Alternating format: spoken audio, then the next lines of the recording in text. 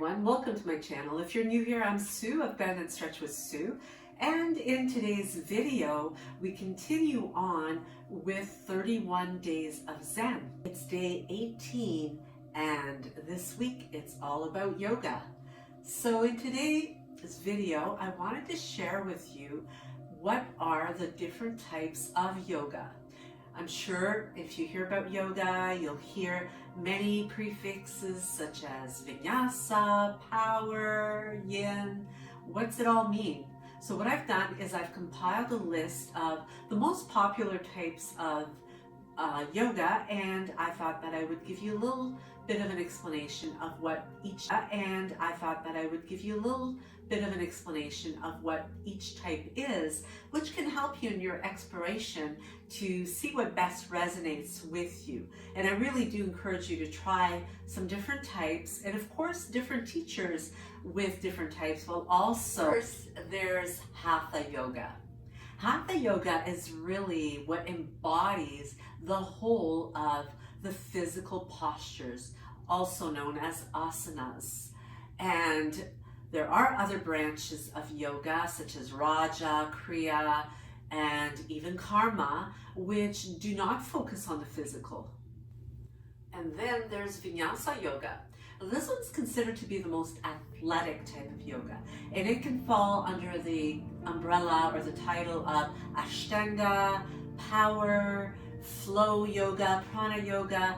And the idea of these types of yoga is that they link the breath and the movement together as they execute the various sequences. Kundalini is one that involves 50-50 mix of spiritual and physical. It's said to be all about releasing trapped Kundalini energy within the lower spine. It has very invigorating poses and breathing exercises.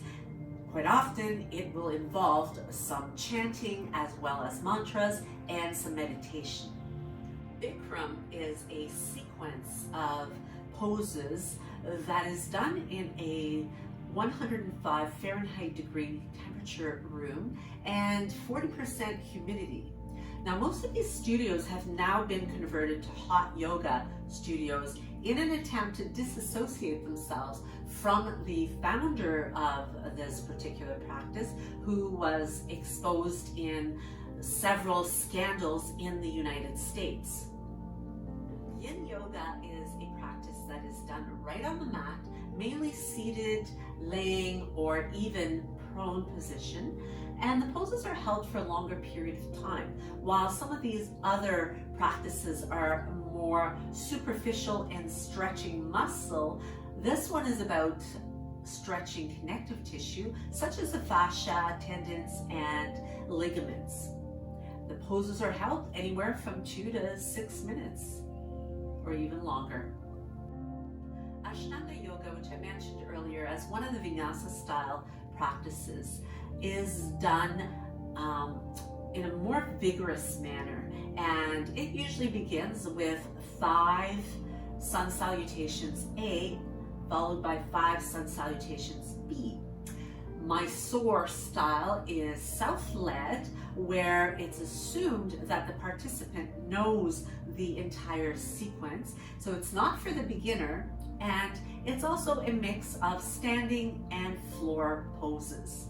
There's Prenatal Yoga. As the name implies, it's for expectant mothers who really may need the preparation for childbirth. So great focus on helping to have some relaxation, some strength in the pelvic floor, a good combination and balance, as well as breath work, and helping to alleviate some of the discomfort that comes from pregnancy. A lot of the times there's hip discomfort as well as lower back discomfort, and this is just perfect. The prenatal yoga is also wonderful for helping to cultivate a bond with their growing baby. Somatic yoga is one that allows you to really develop the relationship with your own physical body. The practice could be as simple as laying on your mat and connecting with the pressure points of your body onto the mat. As you add very precise movement, they are slow and always coming back to a neutral place where you can observe the effect of the movement that you've just executed. Anusara Yoga, perhaps less common, but a modern day type of Hatha practice where the movements are really about observing how the body is moving and how it should be moving. A lot of focus on heart opening. It wouldn't be uncommon in one of these classes to actually have the instructor stop and have the students gather around a particular student as the pose is broken down in each and every component of what makes it up and how it should be executed and how it relates to your body. Jiva Mukti is a practice that is also Vinyasa style, and it's infused with a fair amount of Hindu teachings, spiritual teachings, and at its core, it really is about connecting to the earth and the individual's relationship to the earth. There's also usually some chanting involved within the class. Now, I've covered 12 different types of physical yoga practices. I hope this helps you to identify what the differences are and what may be most of interest to you, so that you can give them a try and see what you really do enjoy, because it really is about enjoying the experience so that you do return to the mat to experience those benefits time and time again. Now, on Thursday, I'll be covering some of the questions and answering for you that are quite commonly asked, and I'll be going through the top 10. Tomorrow, I'll be bringing to you another live practice, and Friday also. Be sure to join me and stay tuned this week. Let me know if you have any feedback, comments, anything that you'd like me to cover specifically, requests that you might have.